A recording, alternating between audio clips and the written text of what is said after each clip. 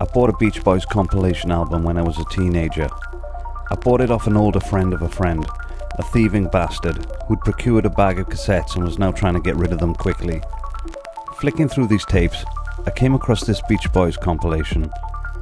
This would have been back in the early 90s. The Beach Boys had pretty much had their day by then and were generally considered a bit naff. I didn't know much about them back then. I mostly knew them from coming round the corner in the Fat Boys cover of Wipeout. But I liked California Girls and Surfing USA, so I entered into negotiations for the purchase of the tape. He tried to stiff me over the price, rubbing his beard and claiming he really liked that one and how it would break his heart to sell it, even though it was brand new, wrapped in cellophane, and I doubted he knew the Beach Boys from Shakademus and Pliers. Nevertheless, terms were agreed, and off I went. I played that tape to death. There was, nestled amongst the so-called golden greats, some shit, not least the awful In My Room and the embarrassing Little Deuce Coupe, but almost everything else on there was sublime. Do It Again, Heroes and Villains, and Wild Honey remain amongst my favourite songs ever, by any artist in any genre. But for some reason, despite falling in love with this compilation, I never felt the urge to go and check out the rest of their discography. This was pre-internet days, which meant that if you wanted to hear an album, and you didn't have anyone you could borrow it off, and I didn't, you had to go and buy it, and I never felt the urge. I had this weird idea that the Beach Boys were a singles band. Maybe somebody put this idea into my head, and that the actual albums themselves wouldn't be worth my time. It was, therefore, many years later that I finally got round to listening to Pet Sounds, and by this time I was well aware that it was considered their magnus opus, and one of the greatest albums of all time. I don't remember exactly when this became a critical consensus, but I'm sure I remember a time when it wasn't the case. If you put a gun to my head, I'd say that there was a critical reappraisal sometime in the 90s or the early 2000s. At least, that's when I remember it cropping up in various critic lists and hearing people talking about it in hushed, revered tones. I'm ashamed to say that I bought into the hype. It must be true, I thought. Individual critics can be wrong, but solid critical consensus, that's like peer review. It's practically science. But there were warning signs had I chosen to heed them. Only 3 tracks were lifted from Pet Sounds on that sprawling 40-song greatest hits collection. The first was Sloop John B, which is essentially a cover. The second was Wouldn't It Be Nice, which I didn't dislike but regarded as filler on the greatest hits. And the third was God Only Knows, which... okay. Furthermore, there's the issue of the album cover. It's a massive red flag. 5 nerds awkwardly feeding goats in a petting zoo. And that colour scheme, custard yellow and this nasty olive green, literally anything would have been better than this. I know you shouldn't judge a book by its cover, but sometimes you can. How can you sanction this, effortless cool, and a few months later think that this is acceptable? I can't describe the disappointment I felt when I finally heard the album, but the weird thing is, I was more frustrated at myself for not being able to appreciate it rather than to blame the album itself. This is because I had been gaslit by Rolling Stone and Colin Larkin and the Pink Moon Cabal into blind obedience to the party line. No problem, I told myself. Maybe it just needs a few listens. Maybe it was a grower. So, I tried. Again, and again, and again. But every time I did, I found sitting through the album an actual chore. Like, literal hard work. I couldn't manage it in a single sitting, and generally it would take me 3 attempts to get through the album. Even God Only Knows and Sloop John B seemed to offer little comfort, as if these songs had become infected by the foul, sappy malaise surrounding them. Eventually, I gave up. As far as I know, that CD is sitting in the attic in my parents' house, gathering dust and good riddance to it. So that's my history with Pet Sounds. Originally, I hated it. I found it utterly baffling how anybody could actually like it, let alone champion it as one of the greatest albums ever made. I thought it was aggressively bad, almost malevolent. It made me genuinely angry to see it being talked about in the same breath as iconic works by the Beatles, Pink Floyd, Led Zeppelin, Bob Dylan, etc. The whole thing just seemed perverse. However, I am now older, wiser, hopefully, and not having heard the album in maybe 20 years, maybe it's time for a reappraisal. The first time I heard it, I expected to fall in love with it. I now listen to it with fresh ears, thinking I'm going to hate it. Expectations are funny things. Here we go, track by track.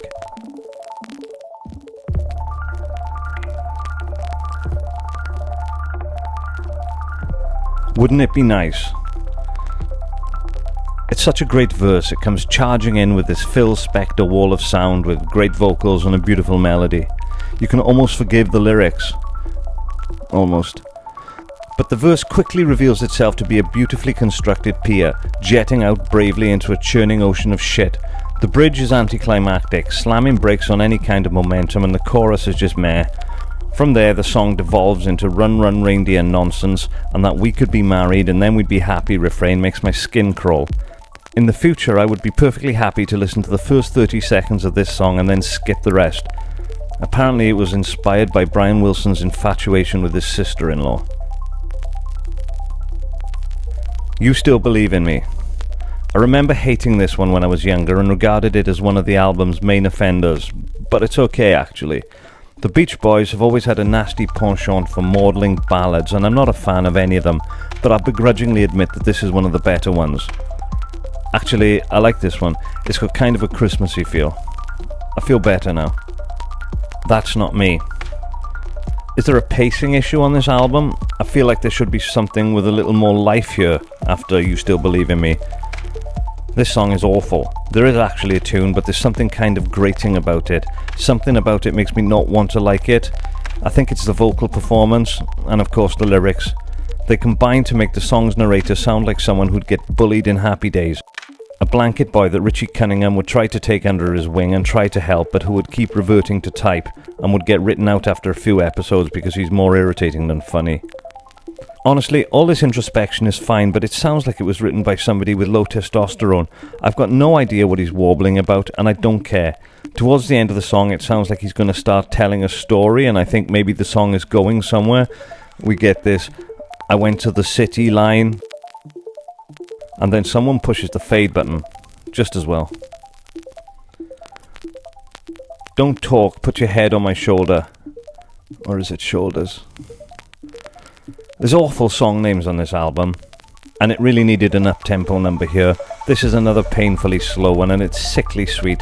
It's the oral equivalent of honey oozing around the cargo hold of the good ship Lollipop. The album is becoming a depressing slog, absolute downer so far. I really hate this one. This is the worst one yet. I will never listen to this song voluntarily again. No one likes this song. Anyone who says they do is lying or under duress. I'm Waiting for the Day comes banging in with loud clattering drums, but quickly descends into soppy crooning over a flute and strings. There is a hook to this song, but it sounds like the hook in Surfer Moon, so sorry Brian, nice try, but you're losing points for that, bucko. The song starts picking up in the last 20 seconds or so, but somebody quickly presses the fader before Brian can start to grow some hair on his balls. Let's go away for a while. More dirge, grandmother music, hideous stuff. At least it's short and at least it's an instrumental. I would have skipped this one if he'd been singing his Happy Days emo garbage over this one. Sloop John B. This one cropped up on the aforementioned compilation album, and I've always loved it. It's a great song. That's side one over. If anything, it's worse than I remember. It isn't just boring, it is actively bad. I can't listen to any more, and I'm taking a break.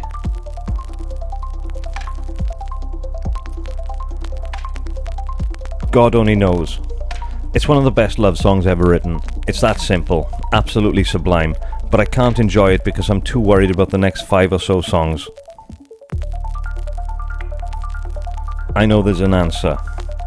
Okay, this one is pretty good too. I seem to remember there was one song on the back end other than God Only Knows that wasn't so bad, and it must have been this one. Honestly, that's not a bad start to side 2 so far. But I'm just noticing the production. Is there too much reverb on it? It seems to lack immediacy or something. It sounds like a live album recorded in an empty concert hall. There's no punch to it. Everything is kind of warbly and distant. It's a good tune though. I really like the instrumentation in this one. Here Today. Strangely, I don't mind this one either, though I'm convinced there's something wrong with the production now. The reverb is almost cloying. I can barely tell what instruments they're playing. It's all just kind of a pretty noise. The song is good though. I like the tune, and there's an instrumental breakdown towards the end that I really like. The song feels like it's building towards something, then fades out, and the fade is clumsy and obnoxious, like they didn't know how to end it or ran out of time. I Just Wasn't Made for These Times. I don't like it, but I don't hate it. There's not much by the way of tune, but I'm still enjoying it. There's something quite evocative about it, and for a moment there I was sitting in the dunes next to Big Sur, making eyes at a Manson girl across a beach fire. I still don't like the reverb-heavy production, but I'm thinking maybe it's growing on me. Listening to side 1 put me in a bad mood, but I think the break did me good. God Only Knows and I Know There's an Answer have brought me round. Right now I'm walking home, the sun is setting and there's a gentle warmth in the air. I actually feel pretty good and I'm looking forward to the next one. Pet Sounds. It's another instrumental, it doesn't go anywhere. It feels like self-indulgence showing off. It's more pretty noise with no tune, not offensively bad but kind of forgettable all the same. Caroline No. Another sappy ballad. It's not as bad as some of the junk on side 1, but I'd still rather it wasn't here. Get rid of this and Pet Sounds, the song, and replace them with Good Vibrations, which was originally slated for this album, and the album might have been salvaged. Side 2 would have been salvaged at least. Okay, so that's the album done. Side 1 is every bit as bad as I remember, if not worse, but the second side, I actually enjoyed it more than I thought I would. I actually want to listen to it again, save the last 2 tracks. I'm never listening to those or anything on side 1 again. It's awful. A sappy, maudlin, sentimental dirge. I once got food poisoning after eating too much Turkish Delight. It was the last thing I ate rather than the cause, and I spent the next few days vomiting up the taste of flowers. It was awful, but worse than the bile-infused rose vomit was this sense that I was bathing in this poisonous, sickly sweet miasma that was oozing out of my very pores and filming on my skin. Side 1 of Pet Sounds give me flashbacks of that. Do I still think it's overrated? Yes, absolutely. It is in no way a serious contender for the best album ever. It's not even the best album the Beach Boys put out in that 12-month period. That award goes to Summer Days, and it's worth spending a few minutes quickly discussing that album because that album is everything that Pet Sounds is not. First of all, it's a superior collection of songs. California Girls, Help Me Rhonda, You're So Good to Me, The Girl from New York City, Then I Kissed Her. But it's also a more varied, balanced album that largely plays to the Beach Boys' strengths, i.e. up-tempo pop rock anthems. Summer Days is a far more mature album compared to their earlier material, but it hasn't lost its sense of fun, which is something completely missing from Pet Sounds. It also tempers Brian Wilson's tendency towards sentimentality. You're So Good For Me, for example, doesn't stick in the throat like the schmaltzy material on Pet Sounds. More importantly, they didn't overthink the recording process. They wrote a good collection of songs, laid them down and moved on. It's a triumph of substance over style. Not perfect by any means. There's a couple of clankers on there, but it's a far superior album to Pet Sounds in just about every respect of the word. Honestly, whenever you hear anyone blowing smoke at Pet Sounds' ass, it's always the same. It's always the production and arrangements and instrumentation. It's almost like these people know in their hearts that the technical achievements overshadow the actual musical content. The songs aren't there. Sloop John B, God Only Knows, and Wouldn't It Be Nice do all the heavy lifting. If you think about it, none of the other songs have cast any kind of cultural shadow. No one knows them, no one talks about them, no one cares. And for what it's worth, the much vaulted production is not without its issues. It sounds overproduced, honestly. It's also quite homogeneous, there's barely any variation. It's pretty much one-dimensional in terms of sound, and everything kind of blends together into a dreary, flowery wash, a saccharine haze of orchestration and harmonies. The supposed mature, introspective lyrics get far more credit than they deserve. I know Brian Wilson didn't write them, but he still chose to sing them. Pet Sounds gaslighters constantly harp on about the album's themes, but in reality the whole thing just feels kind of emotionally distant and lacking in any real kind of depth. The song's narrators are generally unlikable and unrelatable to anyone except the cringiest of teenage boys. Having been a cringy teenage boy myself at one point, I might be predisposed to cut the album some slack, but I won't. Being reminded of that period in my life is not a journey I particularly want to take. I don't know why anybody would want to write this kind of material, at least not without their tongue firmly in their cheek. It's like writing an earnest song about being caught jerking off. The lyrics and themes are not nearly as profound or relatable as some would have you believe. It's just whiny teenage melodrama played so straight it comes across as parody. Just look. And this. Again. And this one is the worst. You know the girl doesn't want a damn thing to do with him. She'll use this whiny, friend-zoned simp for a bit of attention, then move on. You just want to shake him. No sympathy. And the album is like this all the way through. It really is almost like parody, mocking this cringy, no one understands me oversensitive teenage angst. There's no way these lyrics are the deep emotional poetry that the party line would have you believe. Now, let's go see what the good folks over at Last FM have to say about it. Music peaked here. Really? Did it? This is such a wild take. I've always wondered about the people who talk about pet sounds like it's the final word in something. Like, what are these people like in real life? What kind of person does this album speak to? And I keep coming back to this nagging suspicion that these aren't real people. They're words, echoes of opinions from perceived authorities bouncing around in an echo chamber. I like to give people the benefit of the doubt, but comments like this make me think that a lot of the praise for this album is in bad faith. There's no way anyone thinks that music, not the Beach Boys, not the 60s, not pop, not rock, actual music peaked here. Jeez. Huh? Have I written that wrong? Sometimes feels like the only album that matters. Again, this is another wild take. What I take from this is the impression that the author has only ever heard 5 albums. The only album that has made me start crying over how good it is. Sounds like one of the narrators in the songs, to be honest. It's like God made an album. Here's another thing. Are these people trying to outdo each other? I think it's the best album ever. Oh yeah? Well, I think it's so good it makes me cry when I think about it. Oh yeah? Well, I think it's so good that God must have made it. Grow up. This album loves to make me question my entire existence. I mean, look at that. Look at that. This album loves to make me question my existence. Not this album makes me question my existence. The album loves to do it. Like the album has conscious thoughts and that's what it derives pleasure from. It's so pretentious. Honestly, the way I hear this album's proponents talk about it makes me not want to like it. The Beatles never even came remotely close. Yeah, they did. Think about what he's saying.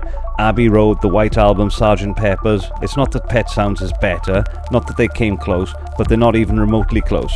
Utter delusion. Lame-ass Boomer album. Always nice to have a bit of balance. Generic 60s pop with forgettable songwriting, who cares? Oh, this guy gets it. Anyway, that's enough of my life I'm willing to devote to ranting about this album. However, I'm not done with the Beach Boys yet. Black Cassette music is all about balance. We are not dedicated to shitting on sacred cows. I want to fix the canon, not tear it down. And in this spirit, in the exciting next episode, I will reveal what the Beach Boys' true masterpiece is. In the meantime, like and subscribe. Leave a comment, even if you want to call me a Philistine. If you agree with what I've said, let me know. If you're a Pet Sounds enjoyer, kindly leave your most pretentious over-the-top praise in the comment section and I'll shout out the worst offender in the next video.